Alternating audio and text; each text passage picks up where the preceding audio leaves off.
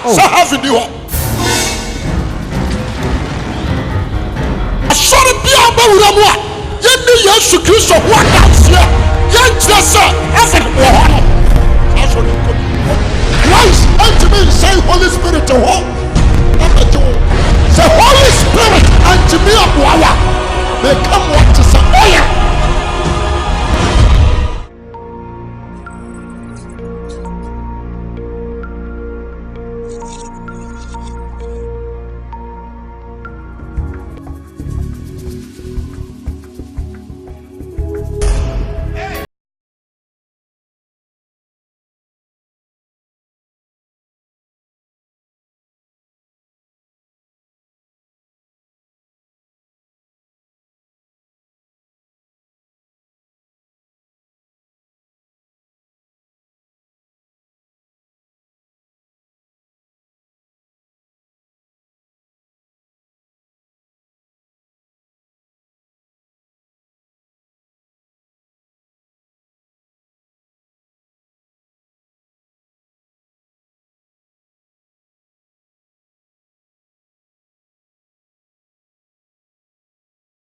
On concron, medawasi. Sananso, wakayo. Mpai boni sama mitakreme muapa ino jawomo. Wonsembie mahai. Na mayanko asiafonte te kwa ye huni nyansa. Mpai boni. Asama abai minimsha wunti.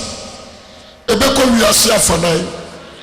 Na msoma jiwa krankwa nishraudin wa Yesu dimu amen. Sese ya yebre ogro ho obahwiase ewe yebre ogro ho nipa be yiwe fra dumnum ma woni na ho amen. Mama enkano kuranchiro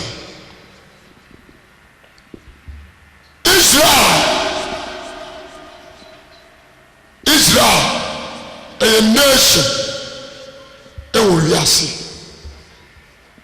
but in the form of God, Christianity duplicate and Israel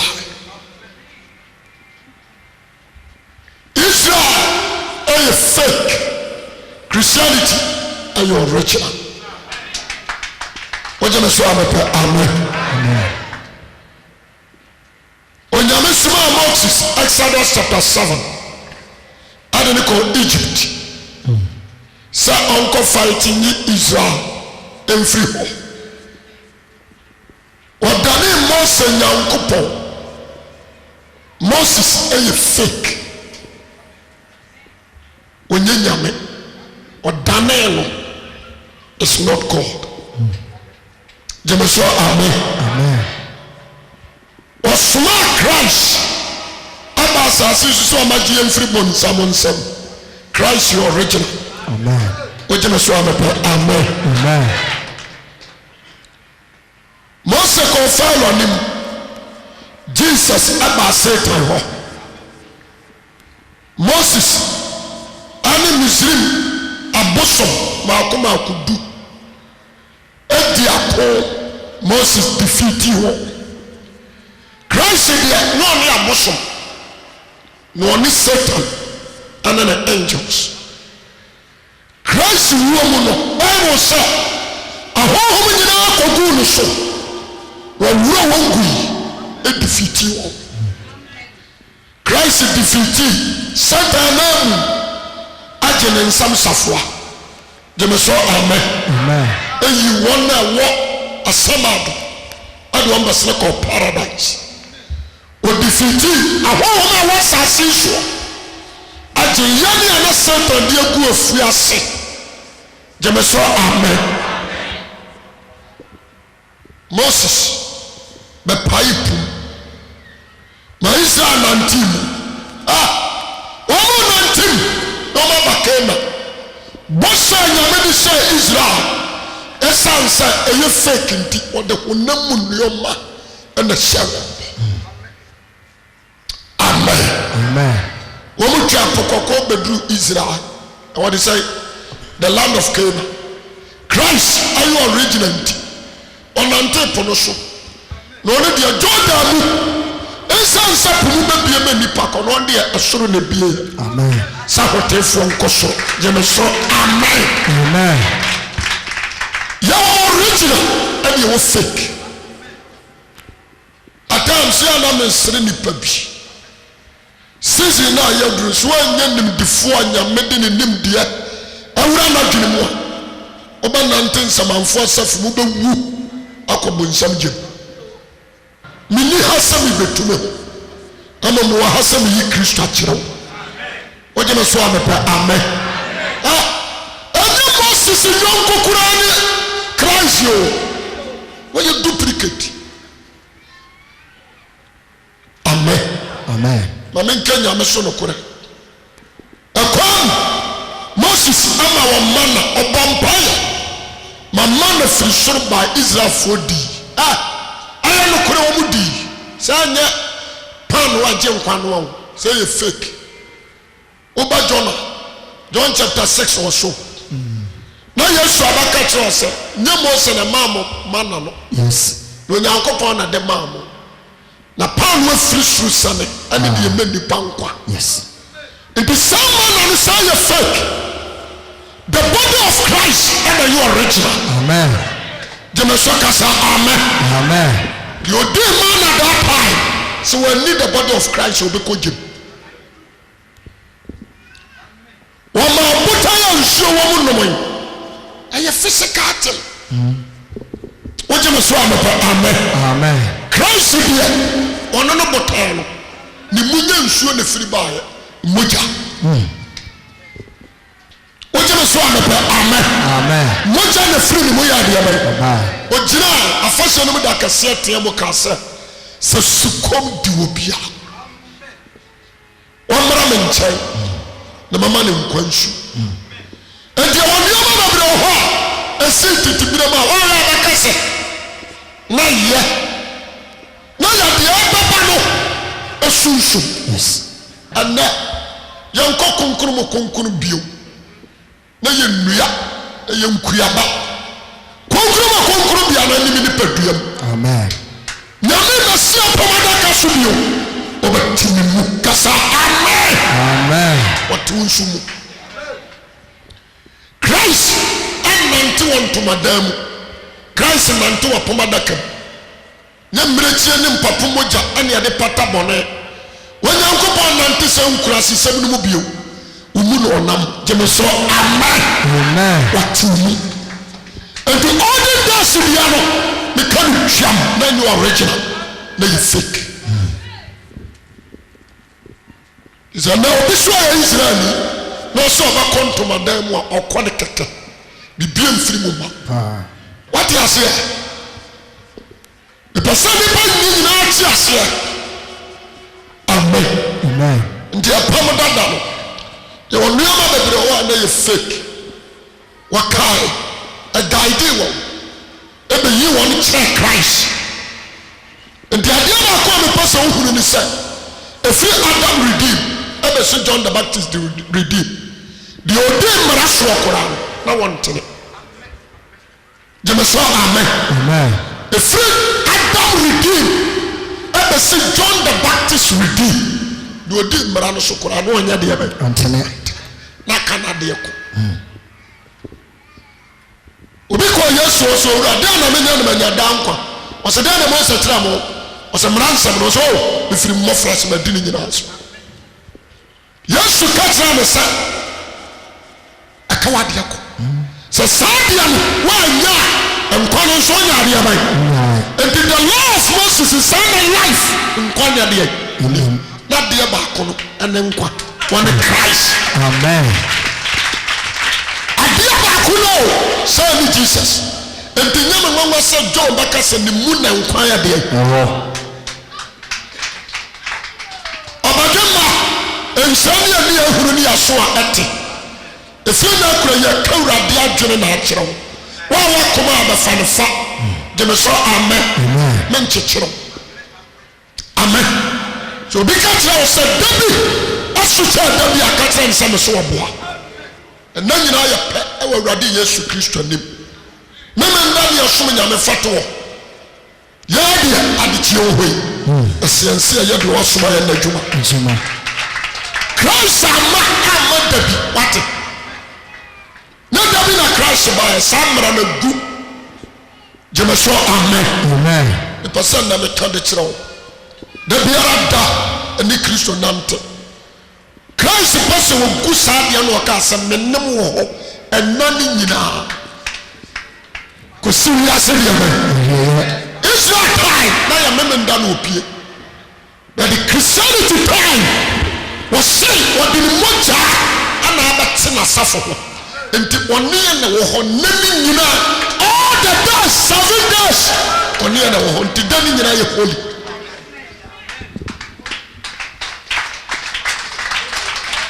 sɛ Christ kasa Mose deɛ yera Christ kasa ɔsoro gyitu Mose bɛtumi ahyɛ mmara ma Christ atu agu onipa bi ama asase so a ɔne Christ bɔ so da gyeme so kasa amen epɛ sɛ na wote nneɔma ase mesua me follow Bible I'm not condemned in the church wogyeme so a mepɛ amen na deɛ wonim ne wonnim yes amen asɛm a mɛka kyerɛ nte aseɛ mmerɛkyerɛ ne mpapo mogya ntimi anyɛ ɔntene ne ni wɔwi kɔ asɛm ado the Christ a adam ne nkeka wani ne ho ayi ne kra to hɔ ɔkɔ asɛm ado kɔka asɛmpa no de save wɔn a wɔdi mmara so ɛne wɔn a nsuyiri akyi ɔwuyɛ ɔkɔ save wɔn life ayi wɔn de wɔn bɛsere kɔ paradise na sɛ mmara ɛne ɛmoa kum ɛde nkwagye abaaya ade na Yesu akɔpa deɛ wɔ wogyeme so amen now listen and listen good mebɛbia nneɔma bi yɛ so akyerɛ yɛwɔ the law of Moses and yɛwɔ the law of Christ sɛ woahuru saa mmara no a wobɛhye the law of Moses and the law of Christ many pastors many prophets many church members ennim saa deɛ the animal is a sorry. Me a member of Pentecost, me a member of Pillar of Zion. Minister for we are the man. We could have a bag a year covenant and say who opportunity to heaven. This was Sakrawadi. So for Christ from Ra, most Sakura, so you dance for Beluba Sanuso, a Brianfo. Yes, Suabuaku. The Christ ma wouldn't out to our problem. For Bible near him come on. What you show me, amen. The question I make a trial. Until now, yes, until Christianity and nation. Or maybe anyone who got to Meradia Uruamano.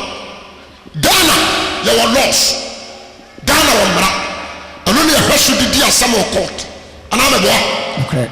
America Omra, Italy Omra, Belgium Omra, Holland Omra, Cote d'Ivoire Omra, Sama Israel and so on lost. Christianity, they were lost. There is a difference between Islamic laws and Christianity what? Laws. Difference. Islam Branco, Christianity Branco. What you must want me amen. Amen. One man on condemn. Amen. What you must want me amen. Amen. Islam Deuteronomy chapter 5. Kenkai. Deuteronomy chapter 5. Chapter 5. Verse 1 down to 16. Deuteronomy chapter 1 verse 5. Now say Meran sem du no. Na Moses frɛ Israel fo nyina ka kyerɛ wɔn sɛ Israel, muntia hyɛdeɛ ne atemudia. Muntia hyɛdeɛ ne atemudia. Mere kama gu masum ne yi. Mere ka gu masum ne yi. Na munsua. Na munsunyo. Ɔde Nyankopɔn yɛ ɛne yɛ apam wɔ Helab so. Ɔne yɛ apam wɔ Helab so. Ɛnyɛ yɛ agyanom na Awurade ne wɔn pam apam yi. Na gyanom. Na yɛ na ɛnɛ nyina tete ase yara. Wɔte ase a. Nkai. Awurade firi ogya no mu. Bepɔ no ho nyini di nhwɛne mu kasae. Na me de na me gyina Awurade ne mo ntam saa bere mu. Na yɛ ntamgyinafo. Awurade asɛm. That time no. Na yɛ ntamgyinafo between God and Israel na yɛ Moses. But now yɛ ntamgyinafo yɛ korpɛ on Christ. ɛno nso difference wɔ gyeme so kasa amen to aso kan ɔsɛ firi sɛ musuo agya n'anim na mamforo bepɔ no na wɔkaa sɛ mene awurade onyankopɔn a meyii mu firi misrim asase so nkurɔfie mu ɛnyɛ nyame foforɔ nka me ho the first law ɛnyɛ nyame foforɔ anya deɛ nka me ho ɛnyɛ ohoni adeɛ wɔ wiem ɔsoro ne deɛ wɔ asase fam so fam ɛne deɛ wɔ nsuo ne asase ase so ban mfa nkoto wɔn nso na me awurade onyankopɔn monte ha yo na me awurade nyankopɔn me nyankopɔn ne nkufu a metua agyina mu yɛ so ka me fa ma so kosi a wɔn to aso taa me soro na me ya wɔn to aso mpempem a wɔdɔ me na wɔdɔ nsɛm so adɔ yɛ ɛmma awurade nyankopɔn di kwa awurade nyankopɔn di yɛ kwa na awurade ma de obuo ne di kwa no nyɛ tɔtɔtɔ de homeda na yɛ no kronkron monte ha yi amara no first 4 3 ayɛ nipa ni nyame yes nipa ni nyame owia na ɔde homeda de hyɛ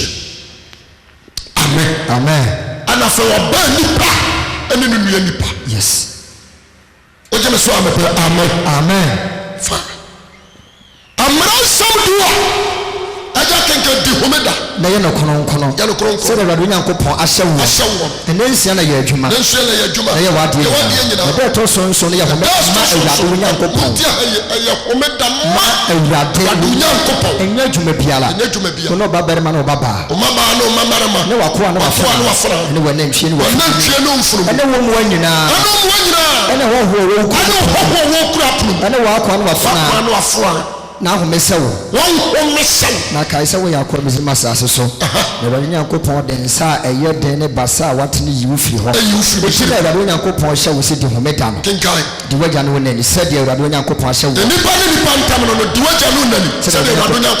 wo na awale na asi wie asɛ sɛ awurade nyankopɔn de ma wo no so ɛni awu nsɛe awadeɛ na ɛmmɔkorɔ no enu yɔnko wadansi kuru na ma wo kɔn na wo yɔnko yɛ na ma wɔ ne mbɛrɛ wo yɔnko fie asase akɔ anafena na twe na furu bi ala yɛ wo yɔnko ne tia yɔnko dia amen jeme so amen wɔn mmara na nyame twerɛ na aboa poro so yes wɔn ni mmara ne di mu wɔ Israel wɔtoa yɛkum otoa yesiwaboɔ wogyeme so amepɛ amen Christ onyame because ne ɔkyekyere nation a yɛfrɛ no Israel Jacob asefoɔ ne ɔkyekyere nti ɔma ɔmo mmara a ɔmode bɛwuru ɔmaa no Christianity Christ ana akyekyere wogyeme so amepɛ amen wame ne nkwanimo Christ na akyekyere nti wɔ sɛ Christianity nso yɛnyɛ Christian laws amara ɛbɛwuru Christianity na no na bebree nim gyeme so kasa amen bebree nim wode Ghana mmara kɔ America ɛmfa wode Nigeria mmara kɔ Cote d'Ivoire ɛmfa wotumi mfa Israel mmara mma Christianity ɛmfa yɛnhwɛ ɛsan sɛ ɔnam ɔno ankasa mogya so ana gyeɛ na ɛnyɛ mmerɛkyie ne mpapo mogya na yɛ promise ɛnyɛ asase so promise na yɛ ɔsoro nti ne mmerɛ no nso mu ɔdene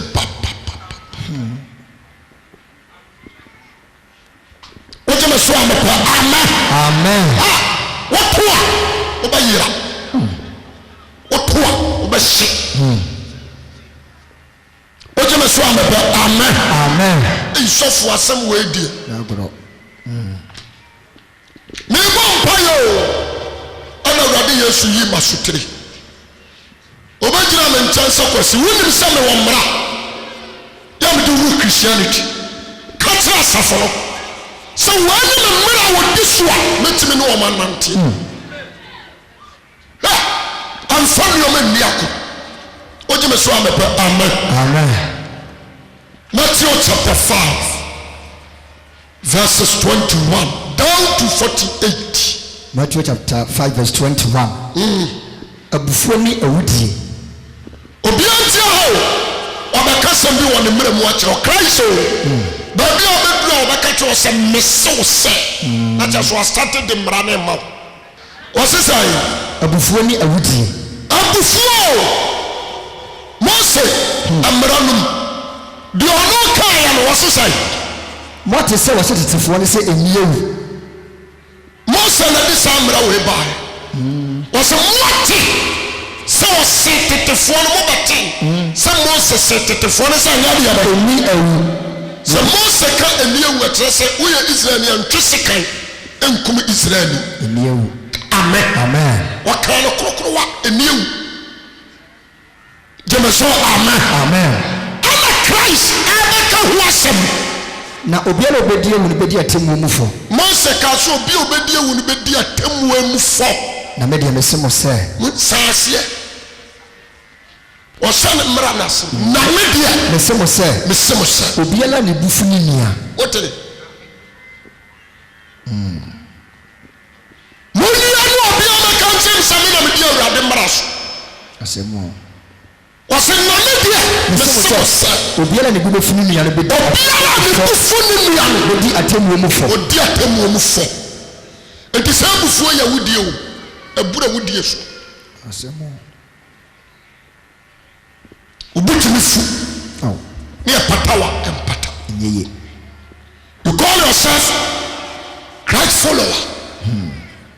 The first law of Christ was say media mesemo say. Bialo bidie. Obiara ni bufu ni nua. Bedi atemu mufo. Obedi atemu mufo. That is original law. Amen. When the Christian no mumra. Yes. When the Christ Jesus and no mumra. Aware for mo ansa. Nsoro mo ansa, workers mo ansa. You call yourself a Christian, but the law of Christ, as of one buffer, the katasu. The law of Christ was obedient to Fulimia, obedient for Hefa. I tell you, Sanyana obikum obia, obi for our Israel Temubia. Sarah also bufulia. Paul is a mubufu, when you're born, Fada. Paul is a human being, but Christ is Lord. So Christ is Kasa, Paul and Timin Kabi. Then Tosa. Osina obiara ni bufu ni yabedi atemu mufo. Bedi atemu mufo. Obiara besiri ni asa raka. Number 1. Obiara besiri ni asa raka ye Hebrew word. Ene se oni pahunu. Ene se wo ye ni pahunu pa. Bedi for mpanimfo atiti. Ni asa nje. Ati asefo ba nan. Na mpani bio no na ale trase. Na ye ka Kristo wo si ebu ataya wo bedi fo. Efiri se nipa nyame bo ne sa ne sa so wo so ye ni pahunu. There was so one can was handsome when you know.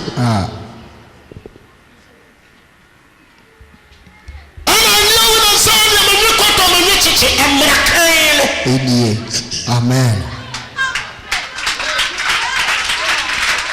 Jemasoka sa amen. Amen. Amen. Amen.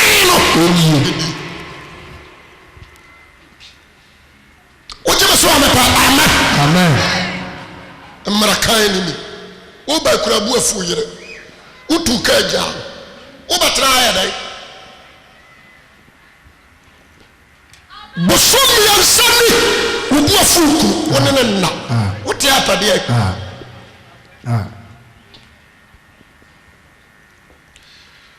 ojema so amepa amen wose obia ne bufu ni nuo obedi fom panimfo titiri udanim spirit of anger is a satanic spirit and working. Oh.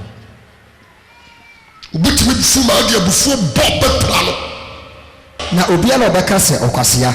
Obiara wade kwasia bedi agoro. No bedi for akọ German hunu kurom. Ubedi for. Bebie wano akache berema so ye kwasia wate. Ubedi for. Akọ German hunu kurom. If say wo ye nyame saso ene ni suban. I said, don't serve this way. this words from Christ's mouth. And all the kwasia ne di agro. What the kwasia ne di agro. The law of Christ, Bishop Okura was what in your dish one camera. And also a positions. Oka sa me say me who he. But me who be here position yes baba. Erade me na abu fumi atraso. Na ye boni atia na ukogem. O se de obase me nua se kwasia. Obedi fa ko jama ne hurukuro. Won e wa kire ba bi awokro. Jemeso amen. Amen. Utime se kwasia na tutos na namo. Na ya semo. Wa jere so afa hoadi. Ye bua odiboye ni, ye bua odiboye ni, ye bua odini. Do se kwasia ni pohuru. De ni bufo ni nyina, o nyina gina faako. Yes. Ewrade bu say you are not right. To asokai. Enti se wode waye de ba afoributia ho. Oti aye. Amara ni bi ni o. Se wode waye de ba afoributia. Christ so aso say. Se wode waye ya de correction to show du ba afoributia ho. Correction bo. Na ho kai se wunia. Na ho kai. Se wunia. Se wunia bi wasam tia wo bia. Ja waye de afoributia. Aye ya de hoye no amfantu. Na kone no nua ne nkobom kane ansa. Wa ba ma afori waye de no. Amen. Amen. Odi abufu abeto correction. Woka wodi atum ne yanyi. Ya de be yi ama ba Awurade hu se wo ye wudini.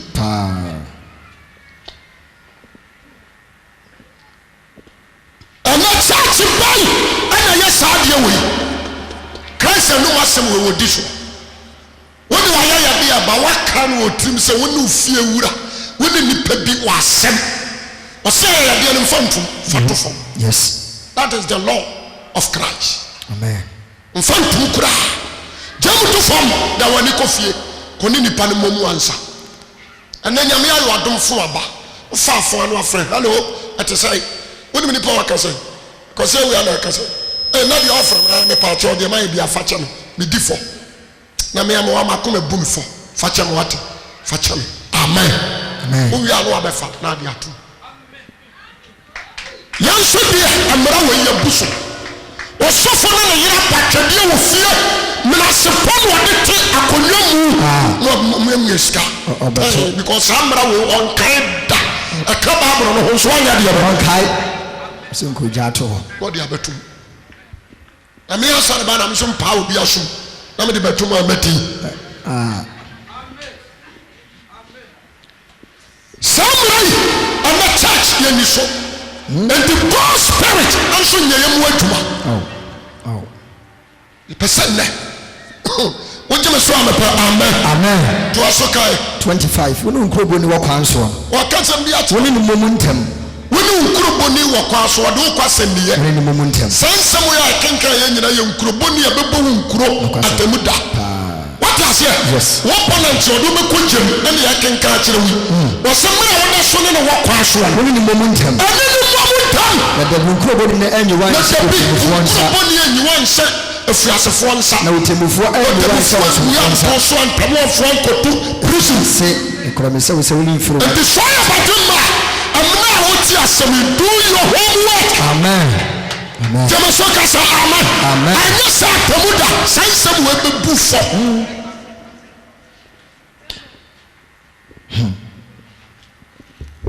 What you say? Amen. Amen.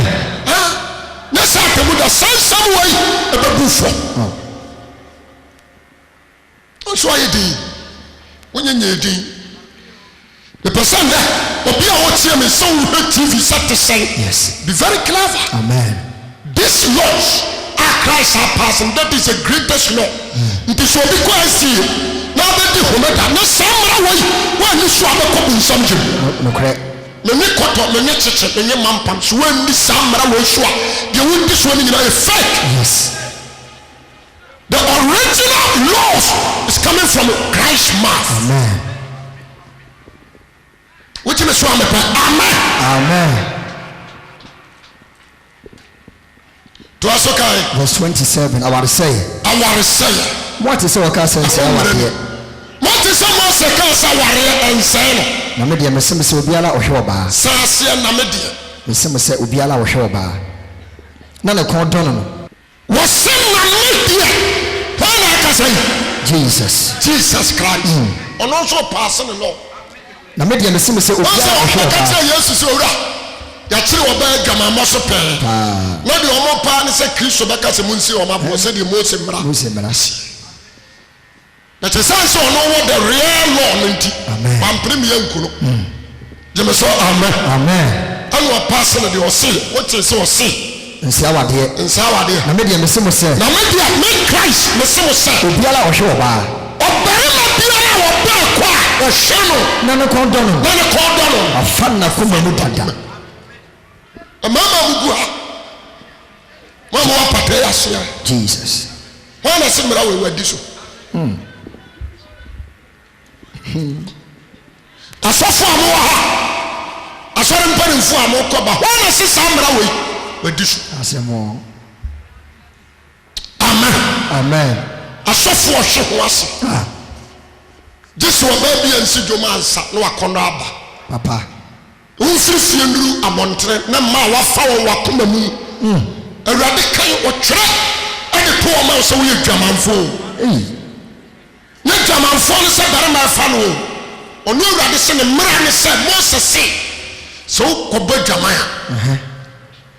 what does ya sawade asen sawade te obi ne yere ware no enko one ne yere to no enko ka ho enko je no on ye Musa na Moses kan Christ say piano shopa ono no de na warrior ni Christianity no ni manu na mra damuni so baby ko na wo hwanwa na wo ko donwa wa fa no wa fa no dada nti wo hwa no wa kono ba ya na ya twere na wo badwaman jeme so ka sa amen ana dia aye fake o when the original law yes aye adwuma no yansa difua aba jaman ye yebre otimi sho ba saa no agiga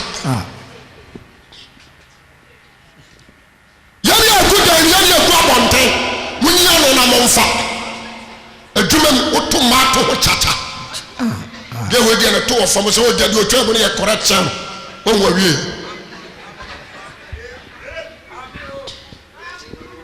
shama no agiga wọ́n sẹ́ wọ́n nípa bí ọ̀họ́ wọ́n ṣẹ́ wọ́n àwọn abọ́ ní kẹ́ni wọn ní so. Mmaa dúdú ọ̀sán nà dé ń sẹ́sẹ̀sẹ̀ wọ́n fa mmaa kyẹ́n ní òkútu ọ̀bá so.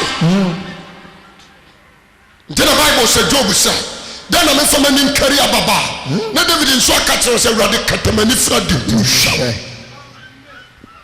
Isaiah nso akakyerɛ sɛ wɔn ne bɔ fún amesoma no wɔn ni nso ɔnyɛ deɛ bɛ.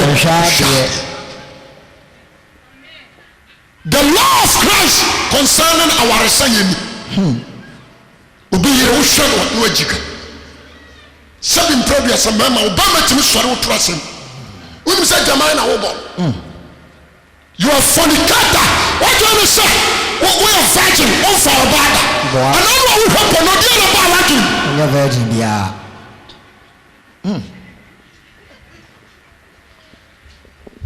me say heaven enye easy pao ye ise ukofi a opɛ o ma me huhu amoa do di huhu nkonkonte no ne huri gina obi abusa wa wase me pese me wura mu na me taase because o se okura husu apawa obehu ayupra bia no so fitaa bia to fam no bia fam to no ene ya fa bia fa to kuro no to fam no ene ya fa bia da so ya tugu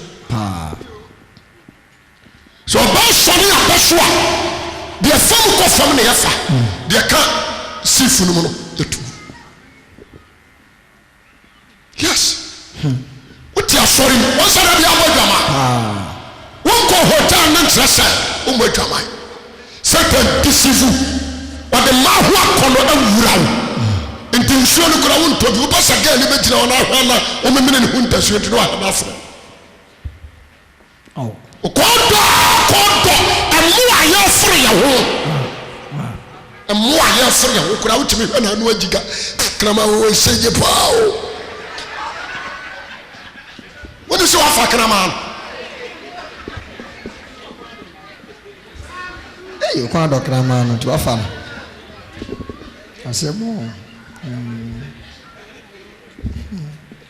Oni se wo bi ho onu ani wi akra ne ko do no pa onu ani ba onu ani ba ne yiri ba o de ne ba ware no ne ko do se atamuda e ba yiri ta Christianity Ghana world yetranya ya 2% kura no Ghana hayinya koso me hwa sofo na aba no me na me huru bidie me me yama twuma so bi so asofo am nyini ma onyuma nyumpie na wrade nyuntum me me dia me nyuntum na o ko me no na I don't trust them I trust myself because me nimi hu chen original ono ko ana da me nimi ne kokua mu nuoma just me ne natifie but ono ko asare da ma ono so atwetwe da ma ma da ma ntime hu ne da Jemeso kasa amen Adam ho me da ho de bruna ho Yesu na nyame Yesu ankyerɛ ti sam sɔre na di sɛ nyame bie so kyerɛ me wote de me kyerɛ ase sam sɔre na me kɔ gye tinyi na wurade kasa de ɔka me da ho de ɔtra na me kan sɛ agye wani so asɛmɔ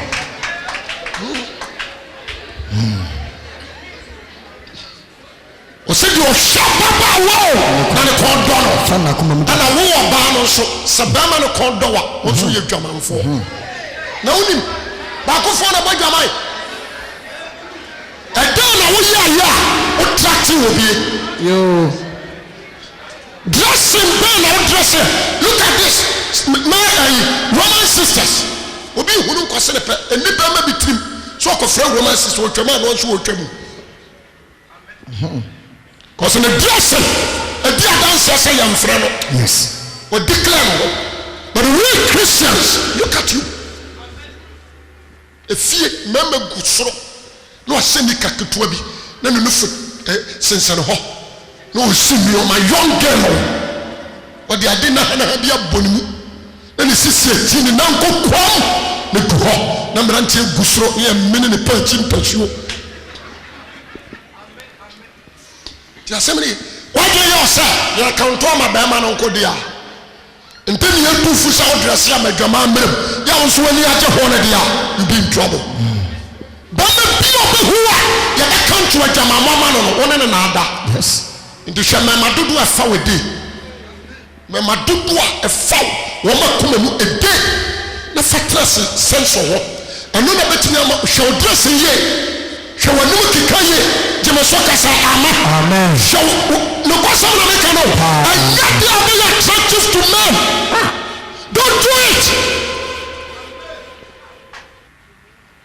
Me say Genesis chapter 6. Nyame pa so yin ho adi tira Isaiah. Mu Quran. Onyankopon ne ntade mu ya no ya asore fie ma. Isaiah 6. Isaiah 6. Isaiah hunu nyame na ase. Obofo a ogyina nyame so aya kronkron obofo no so de ntaban kata na no de ntaban kata na nim no de krobona tabu amen ono so de husia Isaiah but look at you young girl utime pamatade na chechero na me mpu na hips nyina yi ti sa ayi ya abo we fa ya punche ni awuo ne haye yi kai chese wo ha wo sai asemo ati akino ba mtima akotu a wani tete so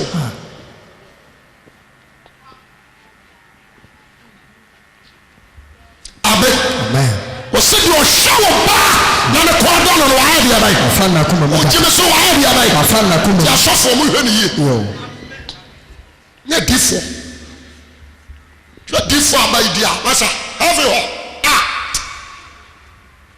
ebe yire papa nto dia mrai show na disu. That is the Christianity laws. Jemeso amen. Eja to aso. Na se wani ni fatu sinti dia tu. What do you obeka no? Se wani na ekofa problem na bere wa tu twene. Se dua so wani ase na wan na to furu ho twene. Na tu twene. Na yema. Se be ya ekofa problem adu be ko jemo anya ne yema. Amen. The battle what you say? Wani na kofa samne ba. Eni wa kono ne hyewa. Pedua bi na fa hyewa ni ase. Anada do bi kama utuwa ne chinsa ne yitukune na ko fosa de na anya de me as me ni friend bi kasa ya na say brother etese o say yo na so sofo won so na me say o so sofo ya de Yesu asema na me say adan o so me da na say so obama ni friend ni na me say adan o so sofo de e ko so wiase nyina me huru bi na me kwa do to na me chia na nsem what kind of say is a message to me Jemaso amen. What kind of say Yamisha? I'm saying a message to the mama.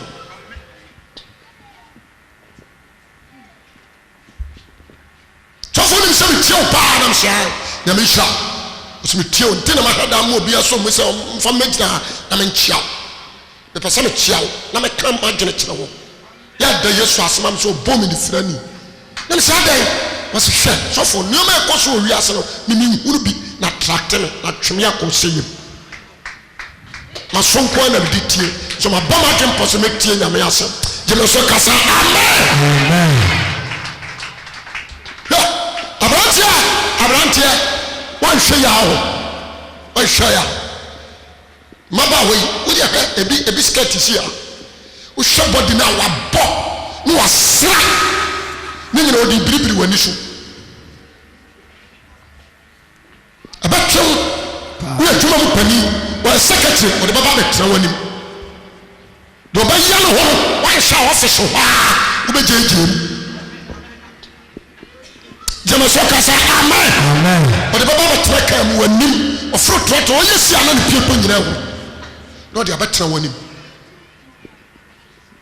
the determination e betimi aboa wo jema so amen this laws that is original law to asokai na se woni ni fatu sinti dia tu o se tu na to furu ho twene e ma wo se wo honam akwa mu bia ko besen na wan fa wo ni akuna ka hono na du ko jem tu firi ho na aboa ma oni padua kwa na aka na nya daade ya ba nkwa amen wo jema so amen amen was starting from our first one what the last you round on say boy no start you off from the bia boy jama wakata so pao the bia shall you make good force yeah shall you make good force the bia wo he when you say you count on say the boy ni you count on say fornicator obi a wo for obi na da force oba bi ba na da force mama bi ba na da force the bia wo ko internet no ko hepono no wada wage no so wo yam odwama na do so na temuda na ba hu kira bre kan home no so aba fa bia no abomete afa wa bia won ko bi ba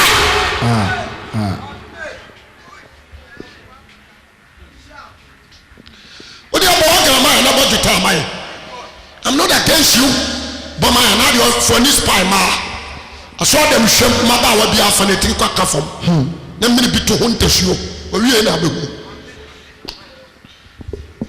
amen aja to asokai na se won sani fatu sintidia aso won sa atu sintidia twa na tufuru ho kura na ma wo se ho akwa mbi akobesen na wa fo ko to amani hurukurum awade konokono ye ai bedase to aso 31 wo kan so se obiala obeja na yire ne mana wari cha yan wo ma obi entia wose wakan so se obiala obeja na yire ne mana wari cha yan wo ma na media mesemo se sase na media mesemo se enye dwamambo nti no obi pass na mara na media mesemo se ojeme so amepe amen wose na media meso se enye dwamambo nti na obija na yira enu obi eja na yira na omo ba na se awade na omo ba na sa awade obiala oba wade de waja na se awade so sa awade ntutu eni bisha oba na wo ware no wako ware no ba ma bi nware no nya na one investigation wuri so oba no oba adwaman eni eja no ha ya mfa no ye nya ba wo ba ifu enya ba wo koromfo enya ba yes onima duane no enya ba ne nkwa anya de enya ba onim ngoma enya ba na ni nsade enya oba wo ba ifu enya oba osi adwamamon kwa ana obetumi agyina so ayɛ de ba ana me mebu so say ba na wo ware no na wo gya no obo adwama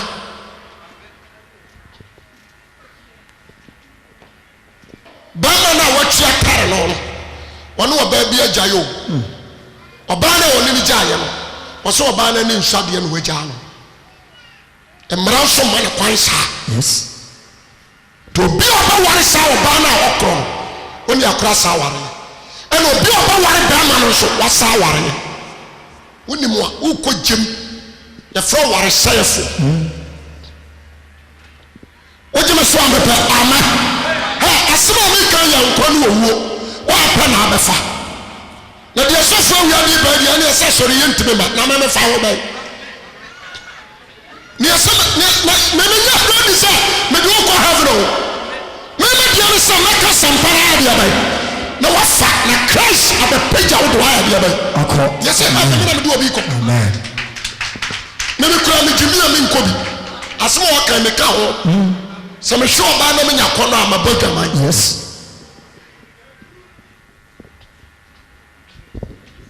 ojime so amepa amen amen ya wudi machi ko bitim ko tra ko hia ho ko pegal no to beto ko hia ni bi force ba tra wo sa no osisem kukuo ni bi boa no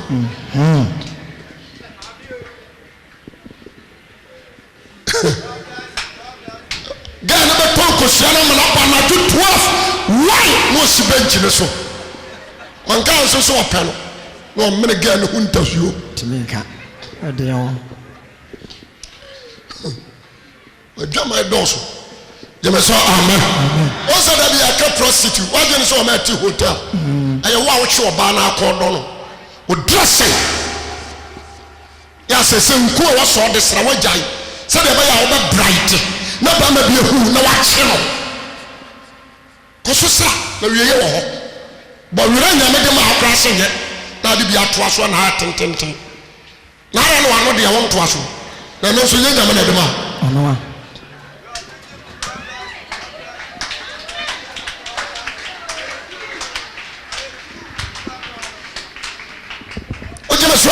amen.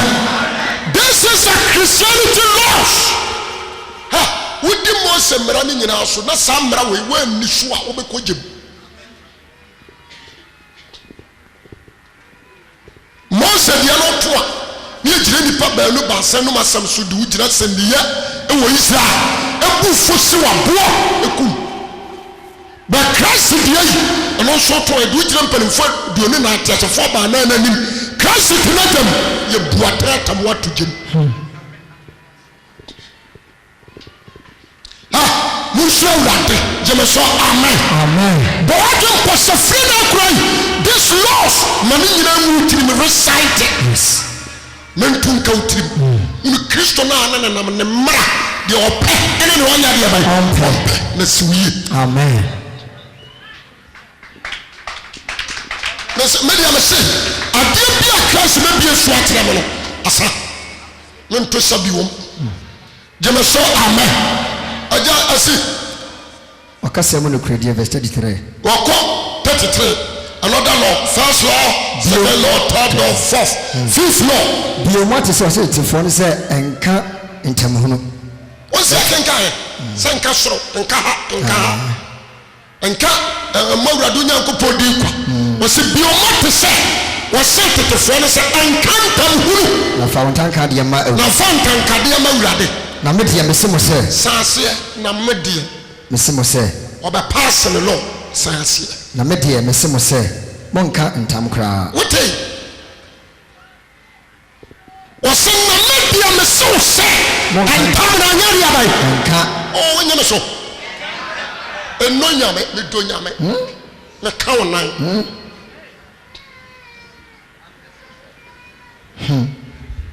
jama soka sa amen amen me do nyame asma me kan ya no kore o se nka bi kura nka bi me kan papa kwan penan me kan stia me kan baabro kura na o se ntam me bi nya dan fi wonu kura nya dia ba that is the law that is the law from Christ but now asɔre mu yɛka ntam ɛdɛnti na ɔsɛ nka ntam toa so monka ɔsoro ɛfiri sɛ ɛyɛ Nyankopɔn ahengua nka so ɔsɛ firi sɛ ɛyɛ Nyankopɔn ahengua na monka asase ɛnka asase ɛfiri sɛ ɛyɛ ne nan ntiasoɔ monka Jerusalem ɛnka Jerusalem ɛfiri sɛ ɛyɛ ɔhenkɛseɛ kuro nanso ɛnka ne tiri ntam ɛfiri sɛ worentumi ɛnka tire anansa anan ɛntam ɛfiri sɛ worentumi ne tiri biafufu anaa tuntum na moma maasɛm nyɛ ane daabi na deɛ buru wɛsoɔ ɛfiri bɔne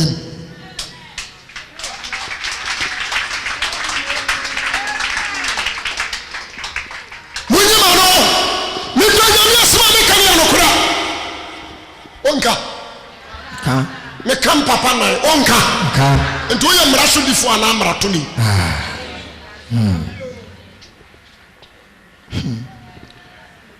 wogyeme so amapa amen ka kyerɛ ɔne asɛm nua wei ne original law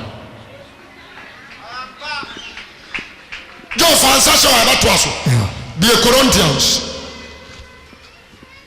1 Corinthians chapter 9 verses 21 na menka sɛm bi a Paul ka kyerɛ me nkyerɛ 1 Corinthians chapter 9 verse 21 wɔse wɔn a wɔnni mmara no meyɛ me hɔ mmara maa wɔn sɛ deɛ ɔnni mmara na yɛ sɛ menni mmara Onyankopɔn anim na mmom wɔ Kristo mmerɛ mu na manya wɔn a wɔnni mmara no wate wɔse wɔn a wɔnni mmara no meyɛ me ho mema wɔn sɛ deɛ ɔnni mmara na ɛnyɛ sɛ menni mmara Onyankopɔn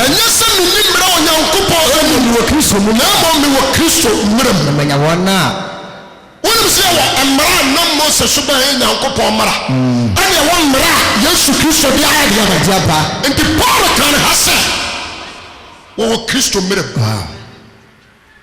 mu ɔso ɔfae ne Kristo mmerɛ mu ɔkɔnyɛ me so ɔso ɔfae mepɛ sɛ obiaa wotie me nna mo be aggressive wode apa abɔ mpaeɛ ma deɛ nkyɛ di mmara nsɛm du so ɔnkonkoro abayɛ nkono di so amen wɔsɛ deɛ wɔn a wɔyɛ Yesu nyame wɔyɛ correct o wɔkaa no ɔde biribi abɛhyɛ ho na sɛ wei no wɔyɛ adwene sɛ wɔbɛtumi ayɛ adaka wei wɔsɛ wɔn a ɛyɛ Yesu Kristo deɛ no abɔ honam ne ne nhyɛ so deɛ ne nakɔnnɔdeɛ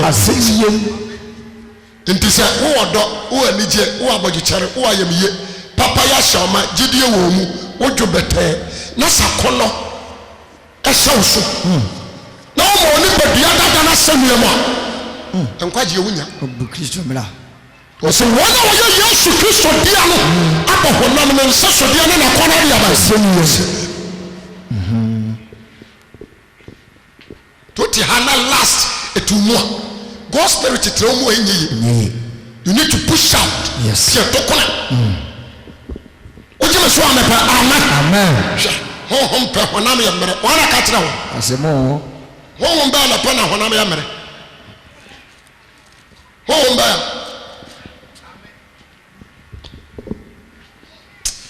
do yɛnsa ntoa so wɔ hɔ Matthew hɔ no verse 38 ɔsɛ wɔbra awerɛtɔ moate sɛ ɔkaa sɛ ani nsi ani anam tia ha yo na ɛse nsi ɛse anam mote sɛ ɔse ani nsi ani anam na ɛse nsi ɛse anam na mote sɛ obi yɛ ɔbɔne a yɛde aba yi bi yɛ no sɛ bi yɛ no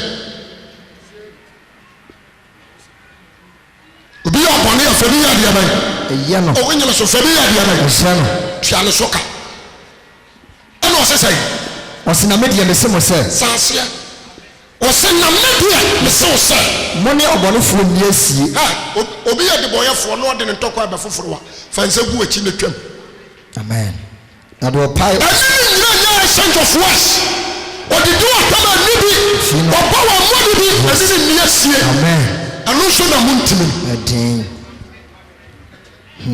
bɔtɛdeɛ wɔ fie didi atɔm buru dua na makɔkyerɛ ma aso akɔdane na ɔsɛ abɛtena sɛ ɔde my soul rejoice wode gyamene nto wohuni yɛbu atɛn wɔ soro dada wo Bible says send Yankopon ko ase woko ana wa ojime so amen amen ojime so wa nyime so asaba urade se mfama no ana mama nso se chembiribi ncha me hwe me ka wi na apa me po anchia me me anga so se me na ma na mbuafu me ho asemo me di ka ma mbufu ntu ubufu me a enya wawa wo ndada ojime so amen tieni wo se ani obonefo ni asi akura na do be pai waso ni famu no what you say obi asena no no oyew we ya boa we ya kwasia we ya bafo jimini se enka bi obi kema won hunu de nipa na ye de be intisofo no obi ya opa no wate isofo asem we die be ya o no de pa ni nipa o jemeso amen one man no fam amen identity Christ there ya papa nso no reply adam ya dia dan se kuro mu so no reply do di exesua do di card nanti amen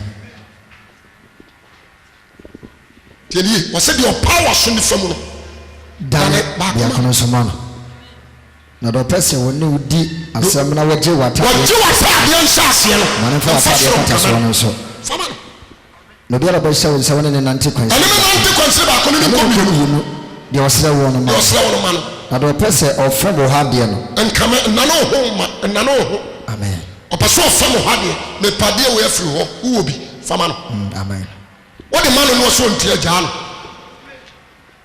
o jeme so amen prepare your Christianity, prepare who ye papa this laws if you follow heaven will be could amen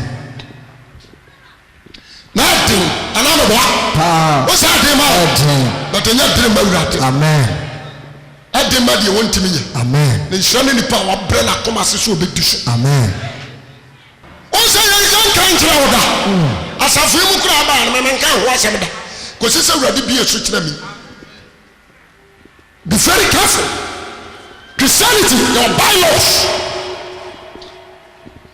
What do you say? Christianity, mreni dia, ana America chira won. Ghana kurotanto ekura sama omra. Omra mo judge si ji mponche bribe.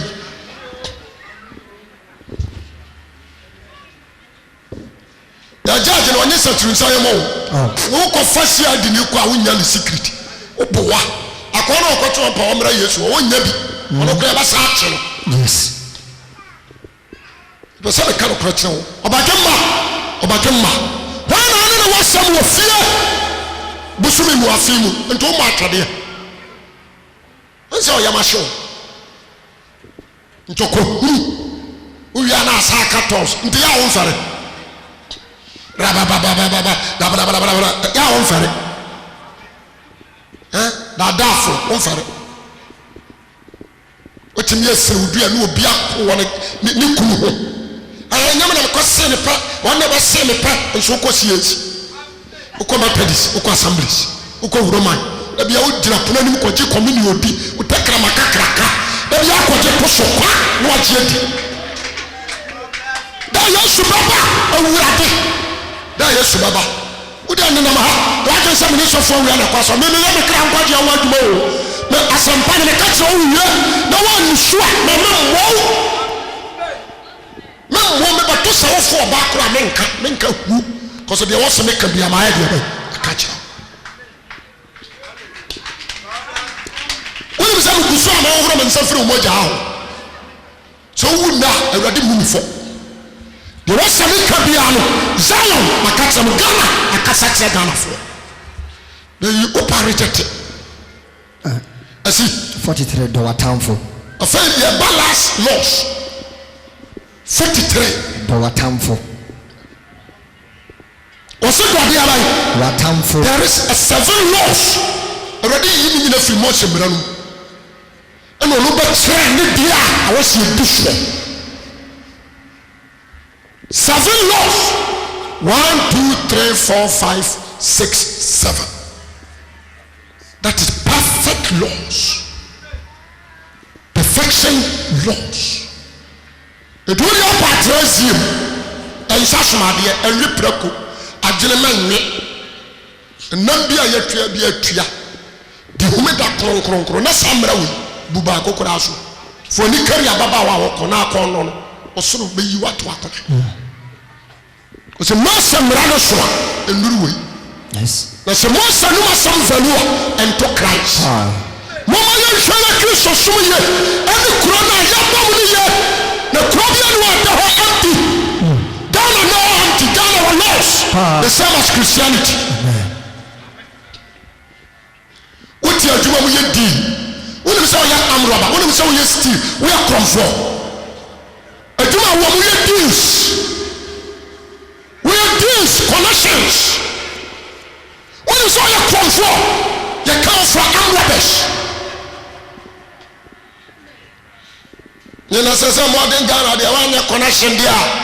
So for so you school, yes, you have found it. Ghana for a connection, the Christianity and your connection.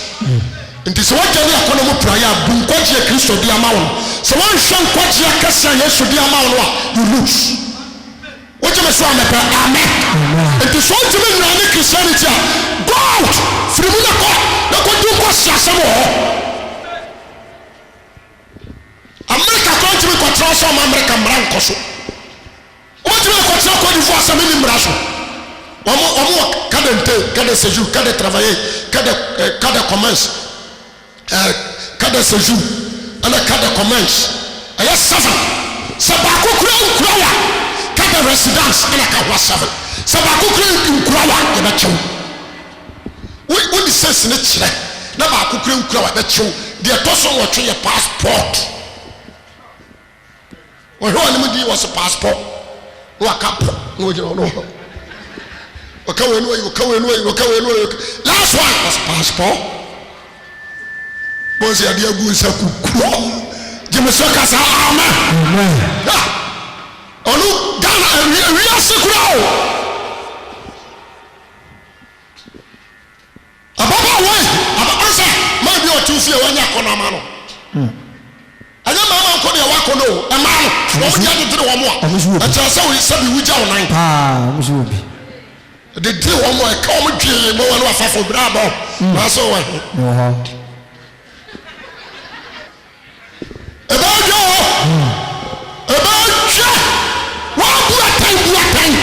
such your life shwabrabom we are Christiani check mre dia ina wadi so na no aga bi besra wo fie hwe ye ba utrimu se ga na sori anko ka bra no na kura no ko nyina do sabobo na me jage magaiko Jesus asabo Jesus bi ho the gay crowd ya say no ba ka say me huni ho Jesus Christ kai me jage ni magaiko yo amen also I do the seventh one that is perfect law America to one na be grade do aye nyankopon ba the last one and I bet law na bet you want to say you are the child of God to the did asofo etina jejere wayere na nsakra jijinsuo nsakra okonkra ya nkra for miracles say the pan bosom kura no wakotu no ye wonders ya ombedu machi but that nsakra pa amompa hwe bia nim o de TV so a de pa miracle na ko so tam na afunu mu ndawura na nima ye twama nim o ka ka o se akwa we de na want to de wutu we ya wo church we ni achi hu ato aguo atoto to ano wo sa wan obitim betre ni mu oba wo no betre ni mu iskati nso tia o jale ho kakra bia na ne stem nyine go na mpanimfo nso gusoro ya nka ya hwe free show ahaba bradi biba na sama ka bradi biba wo ba no ko tete ni e de ko to dwasha konya achi o ga se ehudi akoso Well, you can escape. What do you want to suffer here? But you cannot escape God. What do you want to see? Nyame atrawai. Boni a wudi ne sumasiem. Magazi a woton no ma woni bra ho.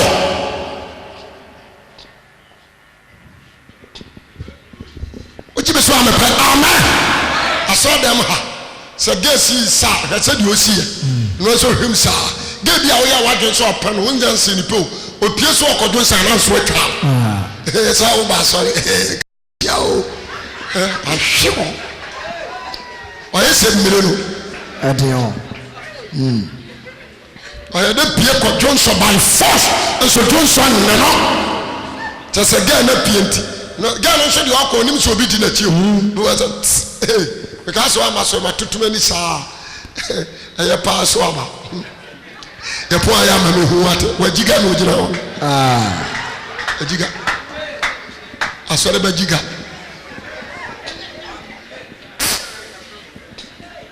Wajama nya fakura o. Kenja the seventh one. Do watamfo. What say watam? What is say o kan say do yonko na tam watamfo. What said you say to amra? What is o kan say do yonko na tam watamfo. Na me de me simo say. Saase. Na me de me simo say. Christ say na me de me simo say. Mono mo watamfo. Do watamfo. Busa wana wo pai mo. That is the seventh one, the perfection one. So na me de me so say ya ban. Do watamfo. Yemudu do say ana do the tamfo. Yemudu do say. Uhunu de won ye wo hu de otan won. E de na atimi ye ma. Na be na atimi di mu ya da bompa say urade hu metamfo mobo. Na o ma eseme. O so otan de otan won. Eno na du be kogem. O so ma me nu do so da ma me nu ya bi pam wo na yem. Nti won na nkasa. Wonu sa da ye camouflage. Da ye wo ha e camouflage. Did me don't disagree ma so die. What you say amen. Was what to say was say to the phone said. Do yonko na town for na me dey me so say. No more town for. Do what town for. You say wana o partner. So obi kura friends you obi friend no me. O kan no me asem bi to so a. Shira no. Enkese ni pakro. O bro sister Yankopon shira. Erade ni okese o ma nhunu de ma hunu bi. Je me so amen. Amen. What you say? Anka say, o ba bere po so o bin say san ba bere.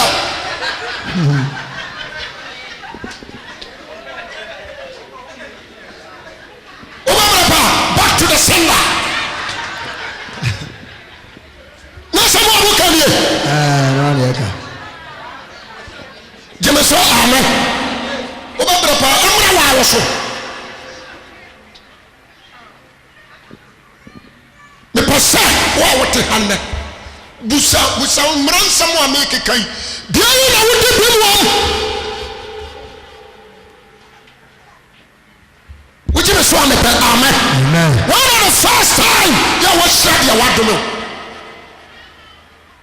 one of the first time I would do tamfo nipa no wata wo pa ewrade nso se don pa se don odonya hoya odom me man ho so ankyira no ho nhwehwe no nko ye ohwehwa foforo die bi enti de otawo wo aduane ama bi ni amen obada no ayi obetimi awura wo bag me yi ontoma papa ewo mu kenta na se Holland ayi se sister je one of the first time ya wo di mu ya da wo do tamfo di ba mu se awurade hunu mo bo na fa ne bo ne chan na bia wo suruja anya grada sikankuri anya sikankura Goliath bo ye Goliath bo hama anya hama dadwa ye dadwa ensia ana me bo no kotokura na mudi kika wo ko mo ne mo asofo ani efrefrenti oti asori enso onye Kristo ni ono na tamfo otan oje me so amepa amen to asokai mono mo atamfo na munsha wana wo pai mo munya wana watamu yi mo mpaye ma wana wa ha mo ne ba bi da wasi diamond bi nam oni atade shaman bi hia wakoto se wase wudi mpoto wakanim guasesam agu so dono jemeso kasa amen uje hokora no wakoka wie ya no amanamo beda so nua waka nipa de wate waka nyawe fa cheme me nua no me yobone enye no adawan wo ko kete so no obunkotodwe na odima ozo obi tiam wo kire ho o si asem we man ntimi o ba ma ni nua benya asem wo be hu anu ma sa so mo nsa do mo ya dem amoko but ba obaya ka ampa wo na fa ni o di agrawate sa having tin atia me kan ko sam di akira wo ye Yesu Kristo nu ma sem anya Paul na anya James na anya Peter Paul Yesu Kristo nu ma sem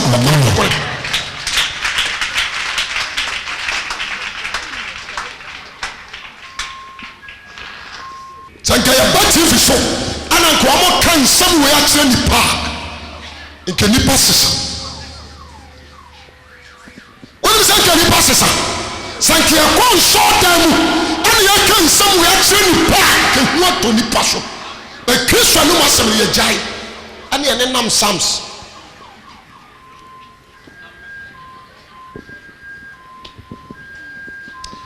obagama utiame be very clever. Yesu dom erade na wa wonna ni timu podi nkyerɛ wo da ɔpa wasɛm a ɔma wo ni timu asɛm ɔdonti na nɛ ɔyɛ hinta sɛm a ahinta nyansafoɔ na ɔyɛ akyerɛ wo nɛ ɔpɛ so akye wo nkwa gyeme so kasa amen kasa me nkwagyeɛ menyɛ bi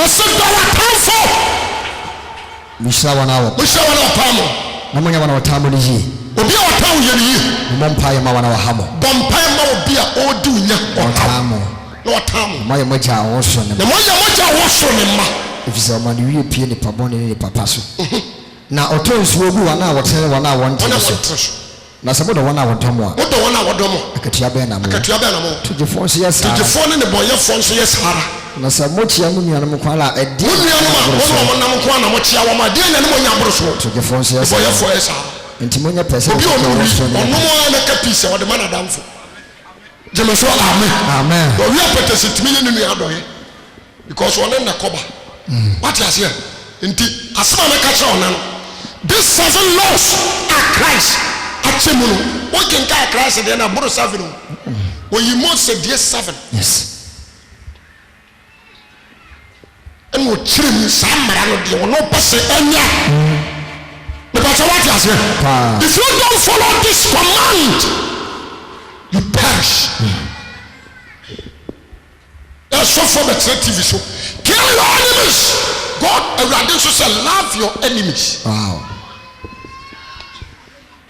Jemeso kasa amen Matthew chapter 10 verse 34 Udu babia asema meka tro shalom so oka ni pefie fo ba na tamfo a oka se watamfo ya 3 or 4 owuo ayi watamfo oni padua ya watamfo what you say bonsam ya tamfo ana ofiefo so radical said the watamfo is talking about the ofiefo human beings owuo hu do na nyeye bonsam do na nyeye honam we no Jemeso kasa amen kill your enemies he's talking about your family obi okura baye try to help that person na tumi ni ntumfiri ni mu no nya nkwaji amen ewe ya bra mu ye wono okodifo bu eso maame na yew o sa ya betene sabatem o sa wo maame no but yan fa ni so maame ni obaye fa o maame ni di ni hia na awo mu abaye skani nti ono so wo abaye skani no na afei o maame di ni baye awo no abaye kristoni nti so ono ye hiani na abaye sikani ana wonya baifo na nka abahwa no ma ni hia na firi no so a wa wo mu abaye kristoni ana na ofo kristo so mo no mo no ma baye no firi no amen so amen but many Christians they follow wrong things ni friendly choir onyina kwamena me dey be tufo somewhere way if you lost forever so when the sure o be kochim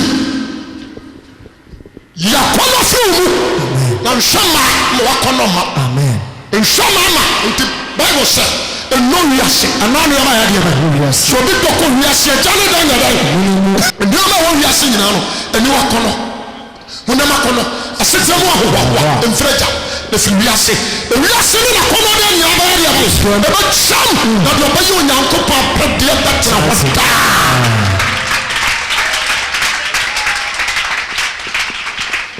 na eya kana frasa nyamsom no aya hopede so benye sika obesida obetoka enka God's promise enka God's promise me proof what me nua dofo me ntawo I love you I come and kono ko abeka me ho me nyina enter the heaven gate jeme so kasa amen so wo saka some ko bi amini bibia mini heaven yes amini bibia am say mini dia bai heaven dia wona bia busase ana so obi o ya heaven ye wo ya erade kaka me erade tretre me e ma me nyira wo je me so amepa amen amen this is the laws from Christ's mouth emududu asa na odi so osofo emududu asa na odi so osofo maame emududu asa na odi so asoreba emududu sana udi so singer emududu sana udi so mama leader emududu sana udi so youth sorry amabata check your lifestyle go and do your homework